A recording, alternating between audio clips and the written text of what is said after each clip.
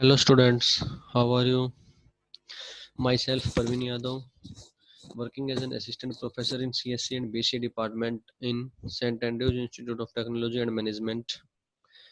Today we are going to discuss the second topic of unit number 4 from the subject Computer Architecture and Organization of CSC 4th SEM, and topic is modes of transfer and interrupt. So in last class we already discussed about interface. So in today we are going to discuss about modes of transfer. There are three types of modes, that is programmed input output. Second one is interrupt driven input output or interrupt initiated, and the third one is direct memory access input output. So today we are going to discuss the first two and the interrupt. So last class में हमने जो भी discuss किया था उसके बारे में एक बार थोड़ा सा देख लेते हैं इस डायग्राम के बारे में, क्योंकि इसी डायग्राम से रिलेटेड अब हमारे पास जो नेक्स्ट मोड्स ऑफ ट्रांसफर है वो यहीं से कुछ है। तो यहाँ पे हमने जो अपने कुछ डिवाइसेस लिए हुए हैं जिनको कि हम इनपुट डिवाइसेस या आउटपुट डिवाइस बोलते हैं, तो उनको हमने किसी ना किसी इंटरफेस के थ्रू कनेक्ट किया हुआ अपने प्रोसेसर के साथ, और हो सकता है हमारे पास यहाँ पे एक मेमोरी का ब्लॉक हो उसके साथ। अब मोड्स ऑफ ट्रांसफर बेसिकली क्या है कि किस तरीके से मेरा प्रोसेसर कम्युनिकेट करेगा मेरे पास इनपुट आउटपुट डिवाइसेस से, सो डैट कि वो उस पर्टिकुलर कंटेंट को जो मुझे अपने पेरिफेरल डिवाइसेस से चाहिए या मुझे अपने पेरिफेरल डिवाइसेस में कुछ भी चीज़ें राइट डाउन करनी है उनको वो कर सके। सो उस चीज़ के लिए हमारा जो फर्स्ट स्टेप है हम उसकी तरफ मूव करते हैं, और जो हमारा फर्स्ट स्टेप है वो आपका क्या है, हमारे पास मोड्स ऑफ ट्रांसफर। तो बेसिकली हमने लास्ट टाइम में इसकी डेफिनेशन पढ़ी थी कि हमारे पास कोई भी डाटा, जो हमें डाटा या इंफॉर्मेशन कोई भी अगर हमारे पास एक्सटर्नल डिवाइस के अंदर से हम ले रहे हैं तो हमें कहीं ना कहीं मेमोरी यूनिट में उसको स्टोर कराना पड़ता है, और वो इन्फॉर्मेशन कहाँ से कैसे ट्रांसफर्ड होती है from the CPU to the external device is originated from the memory unit. So अब यहाँ पे जो data transfer between CPU and input output devices में भी इन डिफरेंट मोड्स, हमने बात की थ्री टाइप्स के मोड्स हमारे पास है, programmed input output, interrupt initiated और interrupt driven, various direct memory access. So ये जो आपके पास थर्ड वन है इसको हम नेक्स्ट लेक्चर में डिस्कस करेंगे। आज हम बात करेंगे इन दोनों के बारे में, प्लस में व्हाट इज इंटरप्ट और टाइप्स ऑफ इंटरप्ट, और इंटरप्ट हम बेसिकली क्यों यूज करते हैं। सो प्रोग्राम्ड इनपुट आउटपुट बेसिकली हमारे पास पहले तो हम लोग ये चीज़ यूज़ क्यों करते हैं, क्योंकि जैसा कि अभी तक हम लोगों ने पढ़ा भी है कि हमारे पास जो इनपुट आउटपुट जो डिवाइसेस है वहाँ से डाटा हमारे पास फास्ट आ जाता है टू द प्रोसेसर, और फिर हम उस चीज़ को मेमोरी के अंदर लेके जाना पड़ता है। उसके बाद हमारा प्रोसेसर को जो सिग्नल्स मिलते हैं उसके सिग्नल्स के बिहाफ पे वो आगे की वहाँ पे प्रोसेस प्रोसीड होती है। अब सिग्नल्स हमारे कुछ भी हो सकते हैं, कंट्रोल कंट्रोल सिग्नल्स हो सकते हैं, टेस्ट सिग्नल आपका हो सकता है, रीड करना हो सकता है, हमें राइट करना हो सकता है, मेमोरी से रीड करना हो, मेमोरी में राइट करना हो, या पेरिफेरल डिवाइस से रीड करना हो, पेरिफेरल डिवाइस से राइट करना हो। सो नंबर ऑफ ऑपरेशंस हमारे हो सकते हैं जो हमारे पास हमें अपने पेरिफेरल डिवाइस से मीन्स इनपुट आउटपुट डिवाइस के से करने पड़े। सो बेसिकली फर्स्ट है हमारे पास प्रोग्राम इनपुट आउटपुट। सो प्रोग्राम इनपुट आउटपुट में हमारे पास क्या है कि यहाँ पे हमारे पास कोई ना कोई इंस्ट्रक्शंस हमारे प्रोग्राम के अंदर लिखी होंगी। तो यहाँ पे अगर हम अगर एक बात करें जो हमने भी लास्ट एग्जांपल में भी, जो हम लास्ट में अभी यहाँ पे ये हमारा प्रोसेसर है, बेसिकली ये प्रोसेसर मेरे पास इसके साथ लिंकअप है। मीन्स हम सपोज करते हैं कि यहाँ पे हमारे पास जो डिवाइसेस है इनके साथ किसी ना किसी बस के थ्रू लिंकअप होगा, तो वो बस हमने यहाँ पे दिखा रखी है कि ये बस है हमारे पास, ठीक है। और यहाँ पे मेरे पास मेमोरी ब्लॉक है। अब होता क्या है कि मेरे प्रोसेसर डायरेक्टली मेरे पास एड्रेस बस को अगर वो मेमोरी के साथ अगर वो यहाँ पे लिंकअप कर रहा है, मीन्स मेरे प्रोसेसर अभी मेमोरी के जो भी नंबर ऑफ इंस्ट्रक्शन है, जो भी कंप्यूटर इंस्ट्रक्शन है, वो भी मेमोरी वाली पे वर्क कर रहा है। और वहाँ पे अब क्या होता है कि अगर उस बीच में मेरे पास मेरे इनपुट या आउटपुट डिवाइस को अपनी कोई उसका खुद की कोई इंस्ट्रक्शंस होंगी या खुद का उसका कोई वर्क है यहाँ पे, अगर उसको वो एक्सेस करना चाहे तो वो नहीं कर सकते हम लोग इन प्रोग्राम इनपुट आउटपुट में, क्योंकि हमें पहले यहाँ पे प्रोसेसर के पास रिक्वेस्ट भेजनी पड़ेगी। उस रिक्वेस्ट के जाने के बाद मेरे प्रोसेसर अपना जो उसका कंट्रोल जो मेमोरी के पास था उसको वो रोक के उसको किसको पास करना, फॉरवर्ड करना पड़ेगा इनपुट आउटपुट डिवाइसेस के पास। सो यही हमने यहाँ पे प्रोग्राम इनपुट आउटपुट के अंदर लिखा भी होगा, it is due to the result of input output instructions data return in computer program. जो भी हम इंस्ट्रक्शंस लिखते हैं कंप्यूटर प्रोग्राम में, वो हर एक डाटा जितना भी हमारे पास डाटा आइटम जो भी ट्रांसफर होता है वो किसी ना किसी इंस्ट्रक्शन के थ्रू हम लोग प्रोसीड करते हैं। नंबर ऑफ इंस्ट्रक्शंस हमारे एक प्रोग्राम के अंदर हो सकती हैं, ठीक है। और ट्रांसफर कहाँ कहाँ से होगी हमारे पास, क्योंकि हमें जो डाटा होगा वो बेसिकली कहाँ पे मिलेगा, या तो सीपीयू रजिस्टर में मिलेगा या मेमोरी में मिलेगा। हमारे प्रोसेसर को अगर कोई परफॉर्मेंस करनी है, कोई इंस्ट्रक्शन अगर आपके पास एडिशन की है, तो हमें वो डाटा कहाँ से मिलेगा, किस डाटा पे मेरा प्रोसेसर एडिशन या सब्ट्रैक्शन करेगा। कोई डाटा हमें कहीं ना किसी मेमोरी स्पेस में पड़ा होगा, तो वो मेमोरी में होगा या रजिस्टर में होगा, तो हमारा प्रोसेसर उस चीज़ को ट्रांसफर करेगा। In this case it requires a constant monitoring bye the CPU of the peripheral devices. तो यहाँ पे हमारे पास क्या है कि अब सीपीयू को क्या है कि एक कांस्टेंट मॉनिटरिंग करनी पड़ेगी। सीपीयू का यहाँ पे प्रोसेसर का एक एक्स्ट्रा बर्डन हो जाता है कि उसको परमानेंटली यहाँ पे ये चेक करना पड़ेगा कि इनपुट डिवाइस अभी फ्री हुआ है या नहीं हुआ है। सो यहाँ पे जो हम एग्जांपल की बात कर रहे हैं कि वो क्या है कि input output devices does not have direct access to the memory. तो डायरेक्ट एक्सेस मेमोरी पे नहीं होगा, क्योंकि हमारा जो मेमोरी से एक्सेस होगा वो होगा मेरे प्रोसेसर का। A transfer from input output devices to memory requires the execution of several instructions by the CPU. अब उसमें कोई भी इंस्ट्रक्शंस हो सकते हैं, including an input instruction to transfer the data from the device to the CPU and store instruction to transfer the data from CPU to memory. तो आपकी जो नंबर ऑफ इंस्ट्रक्शन है वो कुछ भी हो सकती है। हो सकता है कि आपकी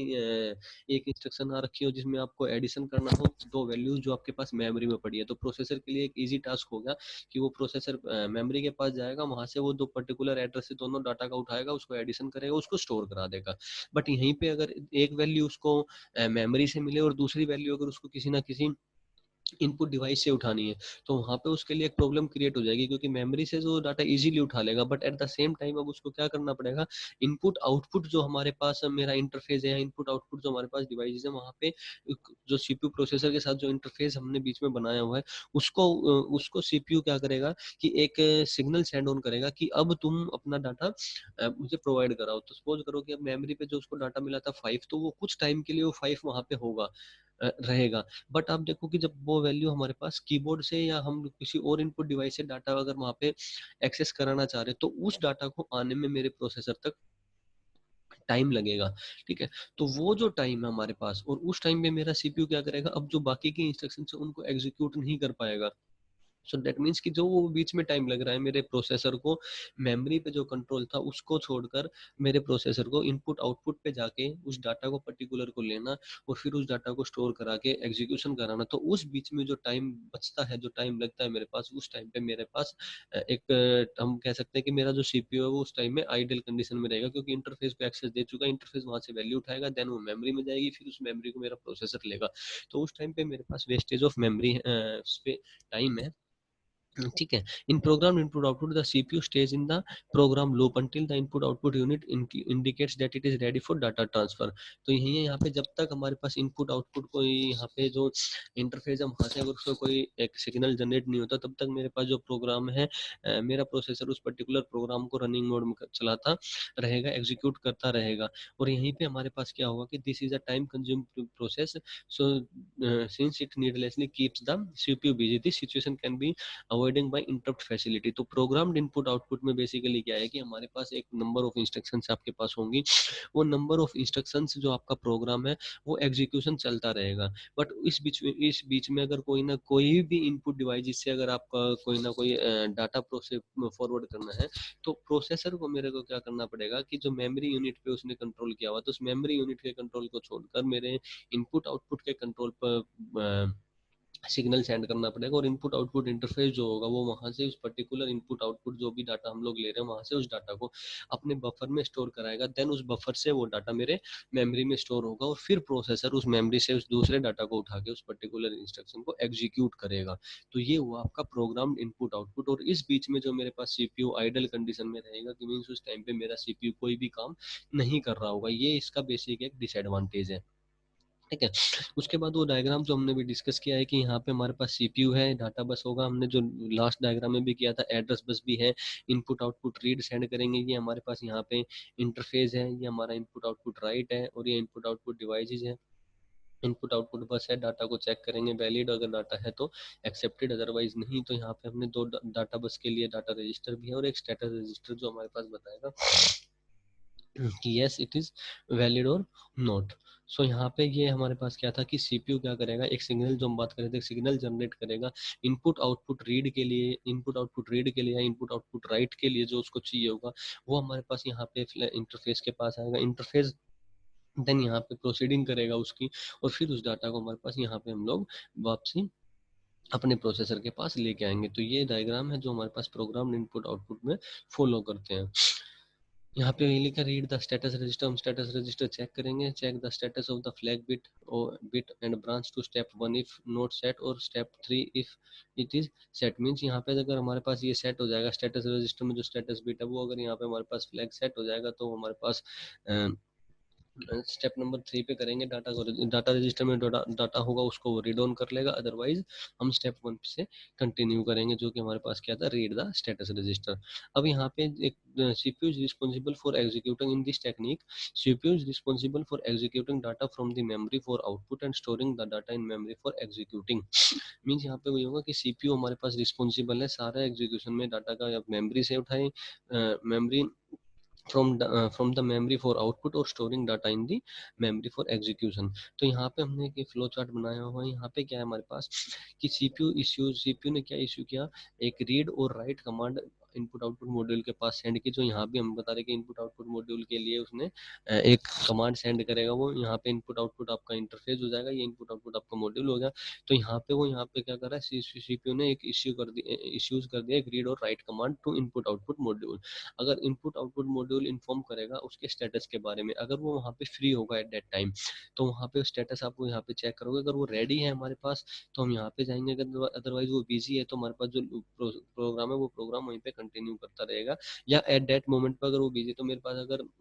इनपुट आउटपुट मॉड्यूल के पास मेरे पास कोई स्टेटस आया भी है, तो एट दैट टाइम मेरे पास सेकंड कंडीशन ये हो सकती है कि मेरा जो सीपीयू हो उस टाइम पे वो आइडल रहे जब तक वो बिजी है तब तक, और एरर हो तो हम यहाँ से एग्जिट कर जाएंगे। अगर रेडी है मेरे पास इनपुट आउटपुट मॉड्यूल है, जो वहाँ पे कोई भी इनपुट आउटपुट मॉड्यूल मीन्स कि वहाँ पे आपका कोई भी डिवाइस हो सकता है, कीबोर्ड से अगर वो प्रोसेसर को मेरे पास इनपुट आउटपुट इंटरफेस के थ्रू डाटा मिले, माउस से कोई डाटा मिले, प्रिंटर से कोई डाटा मिले, स्कैनर से कोई डाटा मिले, कुछ भी हो सकता है आपका वो, तो वो स्टेटस यहाँ पे चेक किया जाएगा। अगर उस टाइम पे वो रेडी हो हमारे पास, तो CPU reads word from input output module and writes it to memory. अगर वो रेडी है तो सीपीयू क्या करेगा, वर्ड को रीड करेगा फ्रॉम कीबोर्ड, अगर हमें कीबोर्ड से वैल्यू दे रहे हैं तो कीबोर्ड से वैल्यू को रीड करेगा, उसको मेमोरी के अंदर लिखेगा, और CPU reads word from memory and write it to input output module. हमारे पास दो चीजें कंडीशन हो सकती है अगर हम अपने प्रोग्रामिंग के बारे में बात करें यहाँ पे। तो सपोज करो कोई आपका प्रोग्राम यहाँ पे सी का रनिंग में है, सिंपल सा आपको दो नंबर का एडिशन करना है, तीन वेरिएबल आपने लिए हुए हैं सी ए बी सी,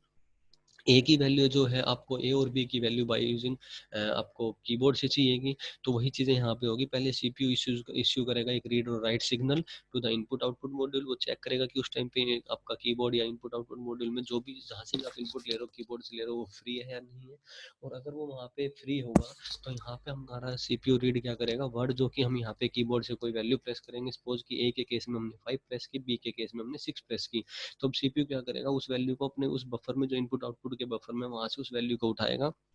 और उस वैल्यू को उठा के मेमोरी के अंदर स्टोर कराएगा, सो डेट कि आगे की जो प्रोसेस है वो एग्जीक्यूट हो जाए। और जब वो, अगर आप चाहते हो कि वो जो आउटपुट आपका जनरेट हुआ है वो आपका कहीं पे आपको राइट डाउन कराना है, किसी और जगह राइट डाउन कराना है, तो फिर सीपीयू रीड वर्ड करेगा कहाँ से, मेमोरी में, क्योंकि जो आउटपुट स्टोर हुआ होगा आपका वो कहीं ना कहीं मेमोरी में जाके स्टोर हुआ होगा, और वो फिर कहाँ पे स्टोर हो जाएगा आपका, राइट कर देगा इनपुट आउटपुट मॉड्यूल में। उसके बाद हम चेक करेंगे कि इस ट्रांसफर कंप्लीट, उसके बाद हम चेक करेंगे कि हमारे पास जो एग्जीक्यूशन जो हमारे पास प्रोसेस में जो डाइवर्ट हुआ था इनपुट आउटपुट मॉड्यूल के लिए, मेमोरी से जो डाइवर्ट हो गया हमारे पास इनपुट आउटपुट मॉड्यूल पाया था, वो कंप्लीट हो गया या नहीं। अगर यस कंप्लीट हो गया है तो हम नेक्स्ट इंस्ट्रक्शन एग्जीक्यूट करेंगे, अदरवाइज फिर वो लूपिंग वाली प्रोसेस यहाँ पे हमारे पास चलती रहेगी। ड्रॉबैक हमने बात की कि मेन ड्रॉबैक वही है कि was that the CPU has to monitor the units at all the time when the program is executing, thus the CPU stays in the program loop until the input output indicates that it is ready for data transfer. This is a time consuming process and the CPU time is wasted, and a lot in keeping an eye to the executor to remove this problem and interrupt facility and special commands are to be used। तो यहाँ पे basically drawback की हमने क्या बात की, अब suppose करो कि आपका प्रोग्राम हमें यहाँ पे इनपुट लेना था ए बी सी के लिए, ए और बी के लिए आपको इनपुट लेना था, but at that moment keyboard वहाँ पे फ्री नहीं है, कीबोर्ड वहाँ पे उस टाइम पे फ्री नहीं है। तो आपका जो प्रोग्राम्ड के केस में क्या होगा, प्रोग्राम्ड वाला क्या करेगा कि वो वहीं पे वो फंस जाएगा, ना तो नेक्स्ट इंस्ट्रक्शन को एग्जीक्यूट कर पाएगा, जो भी उसके बाद की कमांड्स हैं या जो भी एक्स्ट्रा वर्क है वो नहीं कर पाएगा, और आपका सीपीयू तब तक वेट करेगा तब तक उसको वहाँ पे वो पर्टिकुलर इनपुट नहीं मिल जाएंगे बाई इनपुट आउटपुट मॉड्यूल्स के। तो ये है इसका ड्रॉबैक। अब इसमें हम एक आपका इंटरप्ट इनिशिएटेड पढ़ने से पहले थोड़ा इंटरप्ट के बारे में देखते हैं। अब बेसिकली हमारे पास इंटरप्ट है क्या?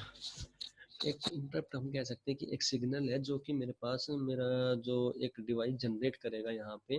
कि attach to a computer from a program within the computer that requires the operating system to stop and figure out what to do next. Means एक सिग्नल होगा आपके पास, जैसा कि अभी हम लास्ट में जो प्रोग्राम इनपुट आउटपुट में वहाँ पे हमारे पास क्या प्रॉब्लम क्रिएट हो रही थी कि हमारा सीपीयू एक टाइम के लिए स्टॉप हो गया था, आइडल हो गया था, वो कोई वर्क नहीं कर पा रहा था। तो इंटरप्ट एक ऐसा सिग्नल जनरेट होगा जिसके थ्रू हम ये बताएंगे कि मेरा जो करंट में मेरे पास जो अभी वर्किंग में है वो इंस्ट्रक्शन मेरा प्रोसेसर एग्जीक्यूट ना करके, क्योंकि वो पर्टिकुलर इंस्ट्रक्शन को क्या चाहिए, इनपुट आउटपुट से डाटा चाहिए। तो इस टाइम पे क्या होगा कि तब तक जब तक input output module input device से डाटा ले रहा होगा, एट दैट टाइम प्रोसेसर अपना कोई ना कोई दूसरा वर्क वहां पे कर रहा होगा, मेरा सीपीयू आइडियल नहीं होगा। तो इंटरप्ट एक बेसिकली सिग्नल है जो कि मेरे पास सेंड किया जाता है मेरे प्रोसेसर के थ्रू या इनपुट आउटपुट मॉड्यूल के थ्रू टू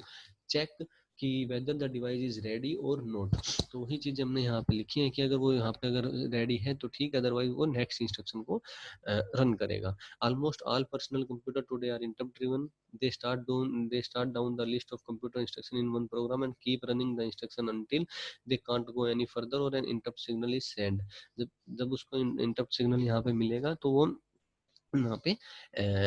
प्रोसीडिंग आगे प्रोसीड करेगा। After the interrupt signal is sensed the computer either resumes running the current program और begins running another program. Mean जब इंटरप्ट सिग्नल उसको मिलेगा, किस तरीके का इंटरप्ट सिग्नल मिला है उसके बिहाफ पे ही मेरा कंप्यूटर जो उसका जो करंट प्रोग्राम है उसको एग्जीक्यूट करेगा, या हो सकता है उस करंट प्रोग्राम से स्विच करके उसको कोई दूसरा प्रोग्राम रन करना पड़े। तो वो जो इंटरप्ट जो हमारे पास जो सिग्नल जनरेट हो रहा है, वो जनरेट जो सिग्नल जनरेट हुआ है वो सिग्नल बताएगा कि मुझे मेरे प्रोसेसर को अब क्या करना है। ठीक है, तो यहाँ पे हमारे पास single computer can perform only one computer instruction at a time because it can be interrupted. It can take turns in which program और सेट ऑफ इंस्ट्रक्शंस। तो हम ये जो काम करते हैं वो कौन से प्रोसेसर में काम करते हैं, मल्टीटास्किंग में, जहाँ पे आप मल्टीपल वर्क एक साथ कर सकते हो। वहाँ पे हमारे पास कौन सा सिस्टम कौन से प्रोसेस यूज होती है, इंटरप्ट ड्रिवन। ठीक है, जहाँ पे हमारे पास यूजर्स के पास अलग अलग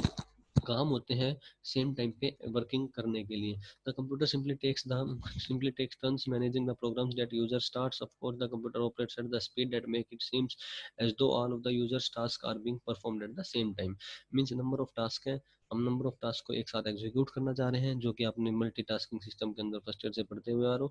वही जितने भी वहाँ पे नंबर ऑफ टास्किंग आप वहाँ पे एग्जीक्यूट करना चाह रहे हो वो सारा का सारा किसके थ्रू होता है हमारे पास, इंटरप्ट ड्रिवन के थ्रू। यहाँ पे दो चीजें आएंगी आपके पास, एक को हम बोलेंगे यहाँ पे हमारे पास जो एक चीज आएगी उसको हम क्या बोलेंगे, इंटरप्ट हैंडलर। मीन्स जो इंटरप्ट हमारे पास जो सिग्नल जनरेट हुआ है तो ऑपरेटिंग सिस्टम वहाँ पे क्या करेगा, कोई ना कोई वो अपने पास एक कोड रन करता है जिस कोड को हम बोलते हैं कि इंटरप्ट हैंडलर। उस कोड के थ्रू ही हमारे पास बाकी की जो प्रोसेस है वो एग्जीक्यूट होना स्टार्ट होती है। जैसे यहाँ पे हमने जो मेंशन किया हुआ है कि the interrupt handler prioritize the interrupts and save them in a queue if more than one is waiting to be handled. That means कि यहाँ पे क्या होगा, हमारे पास एक इंटरप्ट हैंडलर होगा जिसके अंदर नंबर ऑफ क्वेरीज आएंगे, या नंबर ऑफ, मैं कह सकता हूँ कि इंटरप्ट सिग्नल्स आएंगे जो वो अपने पास स्टोर करके रखेगा। उसके बाद वो उस प्रायोरिटी उसको जितने भी सिग्नल्स आए उन सिग्नल्स को प्रायोरिटी के अकॉर्डिंग वो फिर वहाँ पे क्यू के अंदर स्टोर कराएगा, और फिर उसके बाद जो भी जिसकी प्रायोरिटी हाई होगी वो उसके अकॉर्डिंग वो चीज़ें एग्जीक्यूट होंगी। और जो प्रायोरिटी से रिलेटेड चीज़ें जो भी आप लोग ये है ऑपरेटिंग सिस्टम जो आपका सब्जेक्ट है उसके अंदर आपका आप शेड्यूलिंग एल्गोरिदम वगैरह करोगे तो वहाँ पे प्रोसेस जो नंबर ऑफ प्रोसेसेस आप एग्जीक्यूशन देखोगे, नंबर ऑफ प्रोसेसेस एग्जीक्यूट हो रही है उनका कुछ ना कुछ बस टाइम होगा, कुछ ना कुछ अराइवल टाइम होगा, कुछ ना कुछ कंप्लीशन टाइम होगा। तो वो जो सारा प्रोसेस है मेरे पास, क्योंकि प्रोसेस P1 आई है, फिर आप देखोगे एक और प्रोसेस P2 आई है कुछ टाइम बाद, फिर एक और प्रोसेस P3 आ गई है, फिर एक और प्रोसेस P4 आ गई है। अब उसके बीच में कोई इंटरप्शन आ गई, शायद एक राउंड रॉबिन आपकी एल्गोरिदम आएगी जिसके अंदर कोई ना कोई एक टाइम डिले होगा। टाइम डिले का कुछ होता है कि वो 2 मिनट का या 3 मिनट का टाइम डिले हो, तो हम उसको बोल सकते हैं एक इंटरप्ट, कि एक प्रोसेस के बीच में एक इंटरप्शन क्रिएट हुआ है 2 मिनट के लिए, उस बीच में क्या करेगा मेरा प्रोसेसर, प्रोसेस P1 को ना एग्जीक्यूट करा के P2 को एग्जीक्यूट कराएगा या P3 को एग्जीक्यूट कराएगा। तो वो जो सारा काम है हमारे पास, वो सारी की सारी जितनी भी प्रोसेसेस है, मेरा प्रोसेसर उन प्रोसेसेस को क्यू के अंदर स्टोर करके रखता है अकॉर्डिंग टू देयर प्रायोरिटी, और प्रायोरिटी के अकॉर्डिंग ही मेरे पास वो प्रोसेस एग्जीक्यूटिंग होना स्टार्ट होती है। और वही फिर वही जो हम बात कर रहे हैं कि वही जो चीज़ हमारे पास, वो जो प्रोसेस है उसको हम क्या बोल देते हैं यहाँ पे इंटरप्ट सिग्नल, और उसी इंटरप्ट सिग्नल के थ्रू मेरे पास इंटरप्ट हैंडलर ये सारी चीज़ों को मेंटेन करके रखता है। और उसी टाइम पे हम इसको क्या बोलते हैं, शेड्यूलर, इसको हम शेड्यूलर भी बोलते हैं अपने इंटरप्ट को। अब यहाँ पे दो टाइप के इंटरप्ट है हमारे पास, hardware interrupt and software interrupt. अब हार्डवेयर इंटरप्ट बेसिकली क्या हुआ कि कोई ना कोई सिग्नल जो हमारे पास प्रोसेसर के पास आया है, कोई एक्सटर्नल डिवाइस से हो सकता है या हार्डवेयर से हो सकता है, तो उस टाइप के सिग्नल को हम बोलेंगे हार्डवेयर इंटरप्ट। और जो जो भी हमारे पास इंटरप्ट सॉफ्टवेयर के थ्रू जनरेट होगा उसको हम बोलते हैं सॉफ्टवेयर इंटरप्ट। सो यहाँ पे हमारे पास जब हम कोई एक एग्जांपल भी हमने यहाँ पे मेंशन किया कि when we press any key on our keyboard to do some action, then this pressing of the key will generate an interrupt signal for the processor to perform certain action, such an interrupt can be of two types. अब यहाँ पे हमारे पास क्या है कि हमने कोई ना कोई, हम यहाँ से कीबोर्ड से वैल्यू अगर हम एंटर कर रहे हैं, तो इनपुट आउटपुट मॉड्यूल बेसिकली क्या करता है हमारे पास, अपने इंटरफेस के अंदर जो वैल्यू जा रही है उस वैल्यू को वो पहले अपने बफर में स्टोर करा के रखता है, उसके बाद उस बफर से वैल्यू मेरे पास मेमोरी के अंदर जाती है। तो वही है यहाँ पे कि हम जब कोई की प्रेस करते हैं तो उस टाइम पे कोई ना कोई एक्शन जनरेट हो रहा होता है, और वो जब एक्शन जनरेट हो रहा होता है तो उस एक्शन के साथ ही, जैसे हमने सपोज करो यहाँ पे अगर क्यू कीवर्ड प्रेस किया है अपने कीबोर्ड से, तो वहां से कोई ना कोई सिग्नल गया होगा मेरे इंटरफेस के पास। वो इंटरफेस मेरा फिर मेरे प्रोसेसर को बताएगा कि मेरे पास एक सिग्नल आ रहा है किसका, इन कीबोर्ड से रीड कर, कीबोर्ड से वैल्यू को हमें क्या करना है, रीड करने का एक सिग्नल आ रहा है, क्यू वैल्यू है वो, और वो वैल्यू मेमोरी में स्टोर होगी। वो प्रोसेसर का काम है कि वो जो बफर में जब वैल्यू आ जाएगी, इंटरफेस के बफर में वैल्यू आ जाएगी, तो उस वैल्यू को प्रोसेसर मेरा क्या करेगा, उठा के उसको वहां पे स्टोर करा देगा। ठीक है, तो ये तो हो गया आपका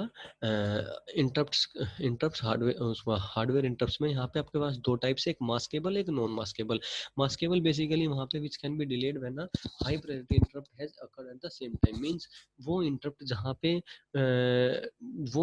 the hardware interrupt which can be delayed, जो वो इंटरप्ट जो कि हमें रोकने पड़ सकते हैं जब हमारे पास कोई हाई प्रायोरिटी वाला इंटरप्ट वहाँ पे आ रखा हो किसी भी टाइम, वो मास्केबल है। और जहाँ पे अगर ये ऐसा कुछ ना हो रखा हो या ऐसे कुछ डिले प्रोसेस ना हो, वो हमारे पास नॉन मास्केबल इंटरप्ट है। अब दूसरा है हमारे पास सॉफ्टवेयर इंटरप्ट, जो हमने बता दिया कि internal system of the computer system is known as software interrupt. जो भी मेरे पास इंटरनल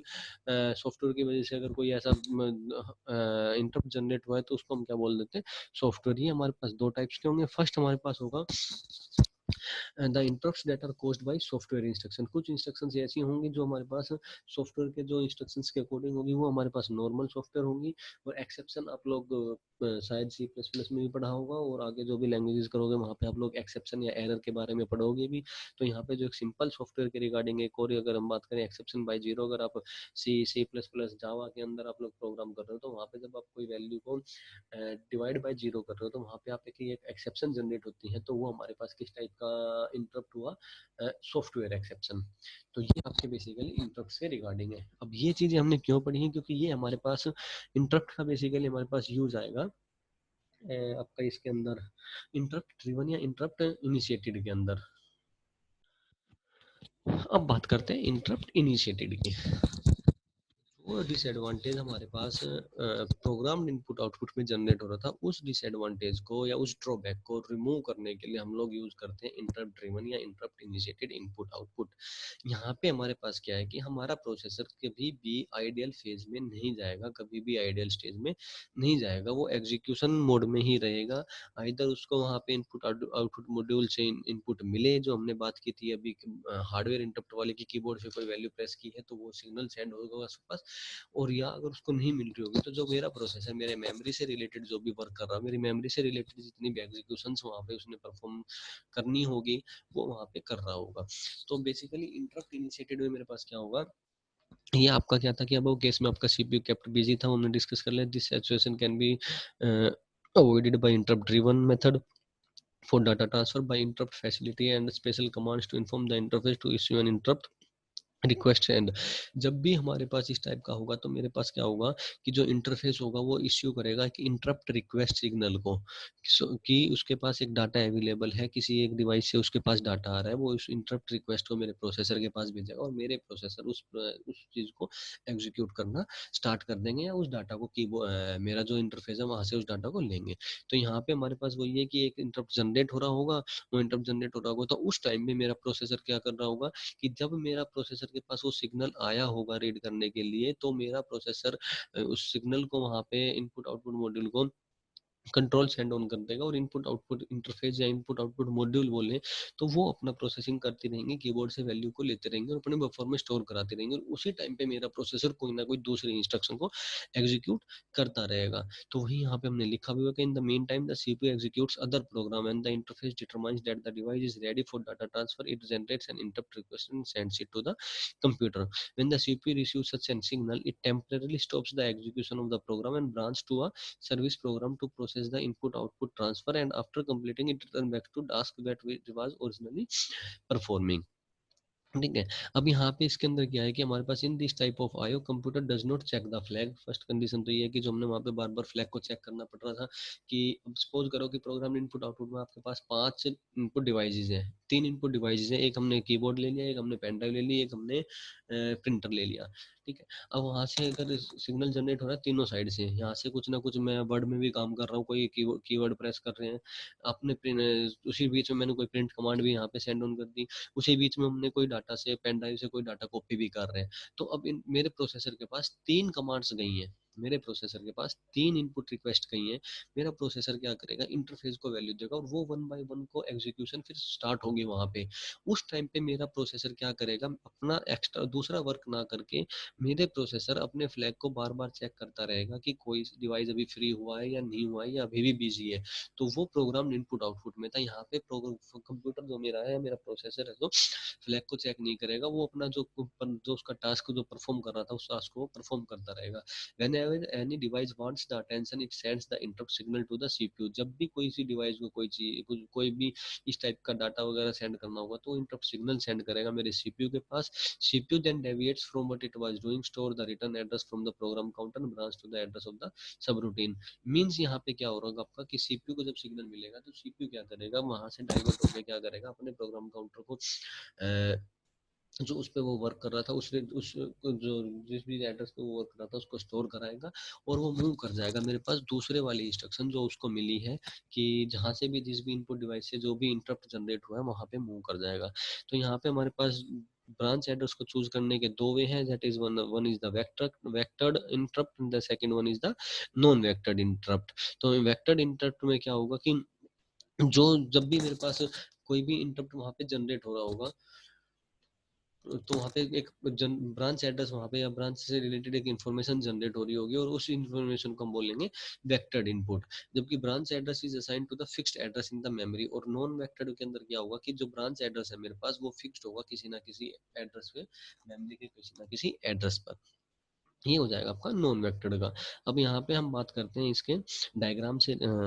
फ्लो चार्ट से रिलेटेड। तो यहाँ पे क्या है कि सीपीयू इश्यूज, देखो यहाँ पे दो चीजें हमारे पास, यहाँ पे डायरेक्ट हमारे पास कभी भी मेरा जो इनपुट आउटपुट मॉड्यूल है वो इंटरप्ट ड्रिवन के केस में बिजी आपको शो नहीं करेगा। यहाँ पे क्या हुआ, सीपीयू ने इश्यू जनरेट किया, वही सेम केस में इश्यू जनरेट किया रीड और राइट के लिए, input output module informs its status to CPU, status check होगा, एरर होगा तो आउट हो जाएगा। अदरवाइज फिर वो जो वर्किंग थी वहाँ पे वही सारी की सारी वर्किंग होगी और फिर एग्जीक्यूशन फेज में एग्जीक्यूट कंप्लीट हो जाएगा। इस ट्रांसफर कंप्लीट, अगर वो ट्रांसफर कंप्लीट हो जाएगा, यहाँ पे हम जो ट्रांसफर की बात कर रहे हैं वो बेसिकली हम ये वाली बात कर रहे हैं ब्रांच एड्रेस की, जो हम लोग सब रूटीन रन करा रहे हैं। अगर वो यहाँ पे कंप्लीट हो जाएगी, ये ट्रांसफर कंप्लीट यस, तो एग्जीक्यूट नेक्स्ट इंस्ट्रक्शन मीन्स जहाँ पे प्रोसेसर मेरे पास वो एग्जीक्यूट कर रहा था उसी चीज को एग्जीक्यूट करेगा, नो तो फिर हमारे पास वो दोबारा से एग्जीक्यूट होना स्टार्ट हो जाएगा। तो यहाँ पे प्रोग्राम इनपुट आउटपुट में और इंटरप्ट ड्रिवन इनपुट आउटपुट में बेसिकली ये एक डिफरेंस है कि हमारा जो सीपीयू है वहाँ पे ऑल द टाइम अपने फ्लैग को बार बार चेक करता रहेगा और जब तक वो फ्लैग फ्री नहीं हो जाएगा तब तक मेरा प्रोसेसर दूसरा कोई वर्क नहीं कर सकता। हमने एग्जांपल बीच में दिया था, तीन हमने कोई भी आपके इनपुट आउटपुट डिवाइसेस लिए हुए हैं, तीनों से अगर मुझे डाटा चाहिए होगा तो वहाँ पे एक प्रॉब्लम क्रिएट हो जाती है मेरे सीपीयू के लिए कि वो वेट करता रहेगा कि कब मेरा जो फर्स्ट इनपुट मुझे कीबोर्ड से मिल रहा है, उसका जो इनपुट मुझे कीबोर्ड से मिल रहे हैं मेरे इंटरफेस के अंदर जो भी इनपुट जा रहा है कीबोर्ड से, तो वो कब कंप्लीट होगा उसके बाद वो अपना D2 डिवाइस या कोई उसके पास जाएगा, फिर D3 डिवाइस के पास जाएगा। बट अगर हम बात करें इंटरप्ट ड्रिवन के केस में, तो D1 device, D2 device, D3 device, D1 is equal to आपका कीबोर्ड है, फिर माउस है, D2 D3 आपका प्रिंटर है। तो यहाँ पे जैसे जैसे आपके सिग्नल्स मिलते रहेंगे वैसे वैसे मेरा प्रोसेसर एग्जीक्यूट करता रहेगा, मेरा प्रोसेसर कभी भी आइडल मोड में नहीं आएगा और मेरा जो टाइम होगा, जो वेस्टेज ऑफ टाइम था वो मेरा बच जाएगा। तो नेक्स्ट क्लास में हम यहाँ पे टॉपिक कवर करेंगे डायरेक्ट मेमोरी एक्सेस, जो कि मोड्स ऑफ ट्रांसफर का एक one of the important topic है। उससे पहले हमने जो लास्ट क्लास में अभी तक जितना भी किया है आपका यूनिट नंबर 3 में, तो यूनिट नंबर 3 का अगर हम बात करें तो यहाँ पे आपको मैं कुछ यूनिट, आपका 4 असाइनमेंट आप लोग सबमिट करा चुके हो, एक असाइनमेंट और सबमिट कराना है आपको, हर एक यूनिट से मीन्स 4 असाइनमेंट और सबमिट कराने हैं। तो फिफ्थ असाइनमेंट जो होगा हम लोग नंबरिंग देते हैं, फिफ्थ यूनिट नंबर 3 से एक और असाइनमेंट आपको मैं कल जो लेक्चर होगा हमारे पास, जो नेक्स्ट डे लेक्चर होगा उसके अंदर मैं आपको असाइनमेंट के क्वेश्चन प्रोवाइड करा दूंगा।